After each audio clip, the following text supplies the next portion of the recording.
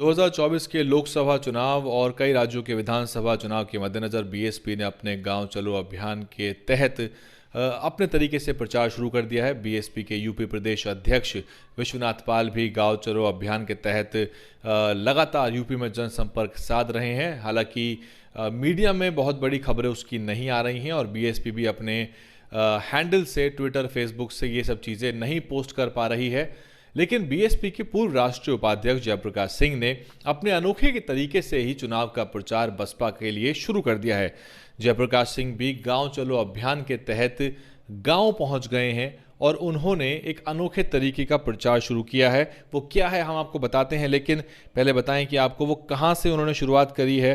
उन्होंने अपने प्रचार की शुरुआत करी है बुंदेलखंड के इलाके से, ललितपुर के इलाके से। ललितपुर ज़िले की मेहरौनी विधानसभा में वो पहुंचे। उसके बाद उन्होंने जो अपना चुनाव प्रचार है झांसी ज़िले की गरौठा विधानसभा में पहुंचे। वहां जाके वो अलग अलग गांव में नुक्कड़ सभाएं कर रहे हैं। इसके बाद वो गरौठा के अलग अलग गांव में जाने के बाद आसपास की जितनी विधानसभाएं हैं वहां पहुंचे और उनका जो प्रचार का तरीका है वो नुक्कड़ सभाओं का है। वो जहां पहुंचते हैं जनता को इकट्ठा करते हैं, गांव के लोगों को इकट्ठा करते हैं, फिर उनको कैडर के ज़रिए अपनी बात कहते हैं। जालौन के कालपी में भी उन्होंने सभा करी। इसके अलावा अगर हम बात करें तो लगातार उनकी सभाएं जारी हैं और कालपी के बाद वो जालौन के इलाके में घूम रहे हैं और जालौन में घूम के वो आगे की ओर बढ़ रहे हैं और जालौन की कालपी के बाद वो उरई की तरफ आ चुके हैं। तो अब तक वो उस क्षेत्र में मूव कर रहे हैं और संभवतः वो आगे हमीरपुर की तरफ और आगे का जो इलाका है उसको कवर करते जाएंगे। लेकिन उनके प्रचार का तरीका ये है कि उन्होंने एक प्रोजेक्टर अपनी गाड़ी पे लगा दिया है।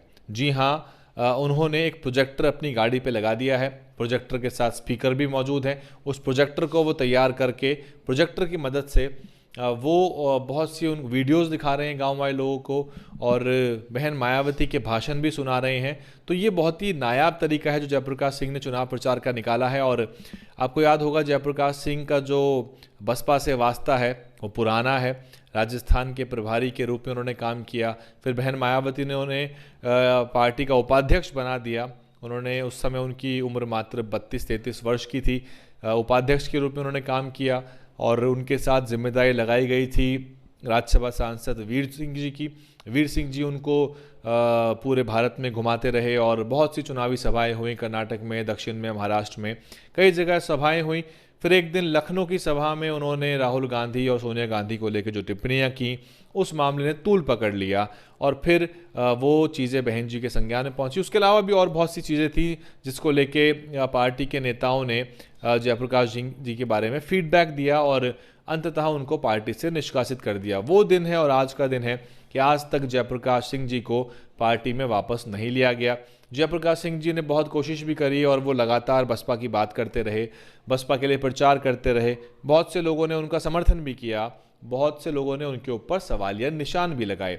उनके ऊपर एफआईआर भी दर्ज हुई। आपको याद होगा गाजियाबाद के क्षेत्र में यहाँ भी कई लोगों ने एफआईआर कराई थी। सब बहन जी के आदेश के हिसाब से ही हुआ होगा और पार्टी के चुनाव चिन्ह को इस्तेमाल करने को लेके, चंदा लेने को लेके तरह तरह की उनकी एफआईआर हुई। फिर उन्होंने एक रथ यात्रा निकाली। पिछले विधानसभा चुनाव की हम बात करें, उस रथ यात्रा को लेके वो निकले और पूरे उत्तर प्रदेश में लगातार घूमते रहे। कुछ दिन हम भी उनके साथ घूम के आए और गांव-गांव जाके हमें भी जनता से बात करने का मौका मिला। हालांकि बसपा की सारी मेहनत और जयप्रकाश जी की मेहनत का नतीजा उत्तर प्रदेश में नहीं निकला। तो लोगों ने जयप्रकाश सिंह को भी कहा कि भाई आप जो मेहनत कर रहे थे वो बेकार ही गई और उसका कुछ फ़ायदा नहीं हुआ। अब भी वो लगातार प्रचार में अपनी ताकत लगा रहे हैं। हालांकि कुछ उन्होंने बयान ऐसे भी दिए जिससे कि बसपा के जो समर्थक थे वो नाराज़ हुए।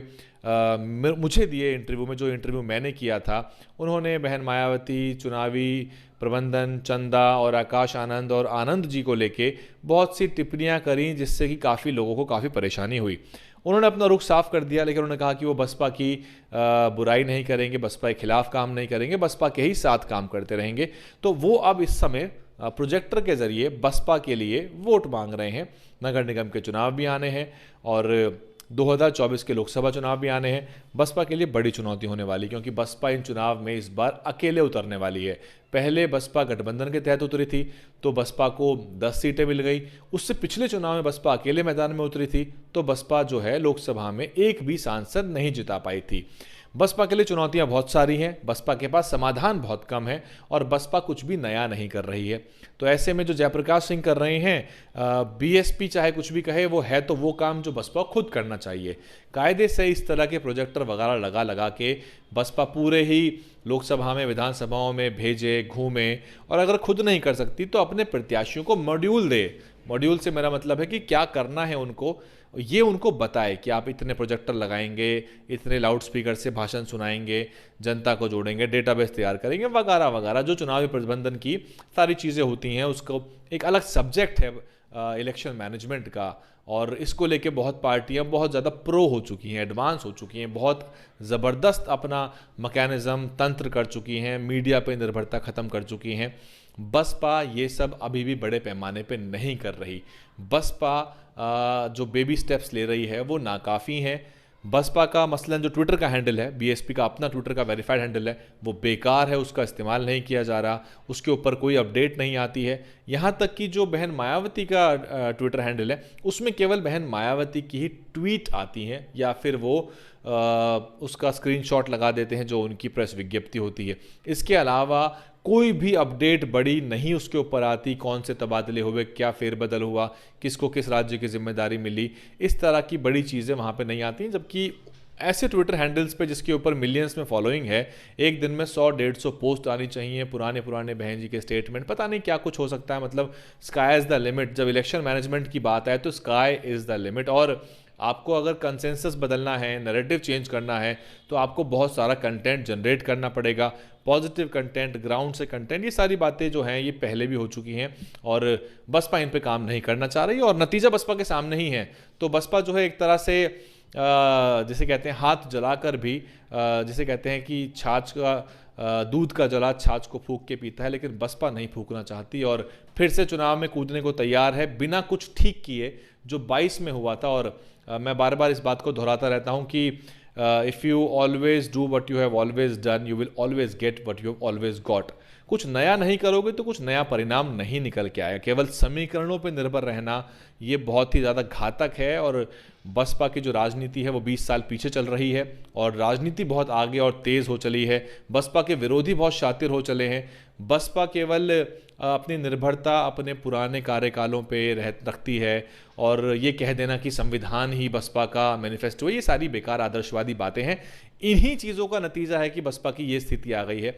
बहरहाल जयप्रकाश जी जो कर रहे हैं उसका क्या पॉजिटिव आउटपुट होगा या नहीं होगा ये नहीं कह सकते, लेकिन बसपा के लिए सबसे बड़ा चैलेंज इस समय है तो इमेज मैनेजमेंट।